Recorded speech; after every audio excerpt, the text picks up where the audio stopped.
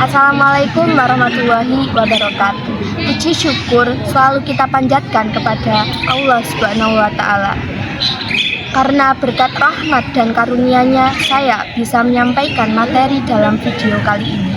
Yang terhormat kepada Bapak Profesor Dr. Haji Hari Supratno dan yang saya hormati Bapak Dr. Haji Khairul Umam, Magister Pendidikan Islam selaku Kaprodi PAI, dan yang terhormat Bapak Sohibus Surur, Magister Pendidikan Islam selaku DPA kelas 1A, dan yang terhormat Bapak Dr. Hanifuddin Mahadun, Magister Agama Islam. Perkenalkan, nama saya Katik Karima. Saya dari Prodi Pendidikan Agama Islam kelas 1A. Pada kesempatan kali ini, saya akan menjelaskan materi saya. Baik, materi saya berjudul tentang ruang lingkup psikologi belajar. Saya akan menjelaskan tentang ruang lingkup psikologi belajar. Baik, dalam ruang lingkup psikologi belajar, kita harus memiliki 3 aspek ini ya teman-teman.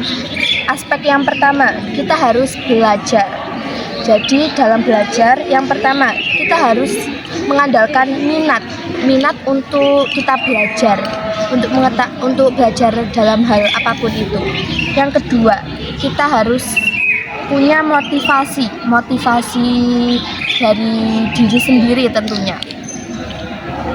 Yang ketiga, kita harus memiliki kesiapan dan kematangan dalam diri kita sendiri.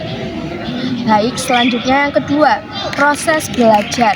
Proses belajar yang pertama, kita harus memiliki niat untuk proses belajar kita, niat untuk supaya kita bisa belajar lebih baik.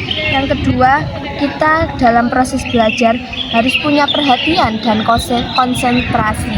Jadi dalam belajar kita harus memiliki konsentrasi agar kita memahami pelajaran tersebut.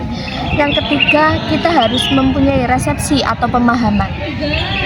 Jadi dalam proses belajar kita juga harus memiliki pemahaman terhadap materi-materi yang telah dipelajari. Yang keempat, ada aktivitas mental dan fisik. Dalam proses belajar kita juga harus sehat ya dalam aktivitas mental dan fisik kita.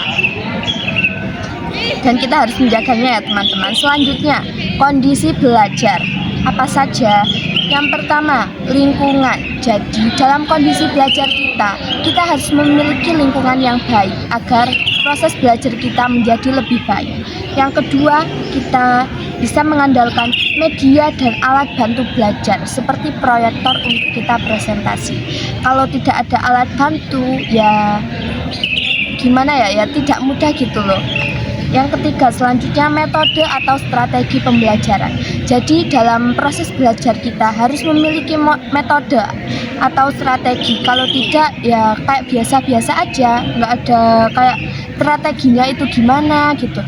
Selanjutnya, dukungan sosial. Jadi dalam kondisi belajar kita harus memiliki dukungan sosial.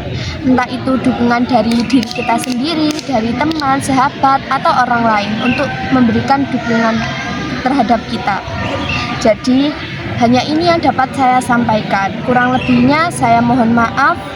Saya mohon untuk mengakhiri materi tentang pembelajaran tentang ruang lingkup psikologi belajar ini. Kurang lebihnya saya mohon maaf. Wassalamualaikum warahmatullahi wabarakatuh.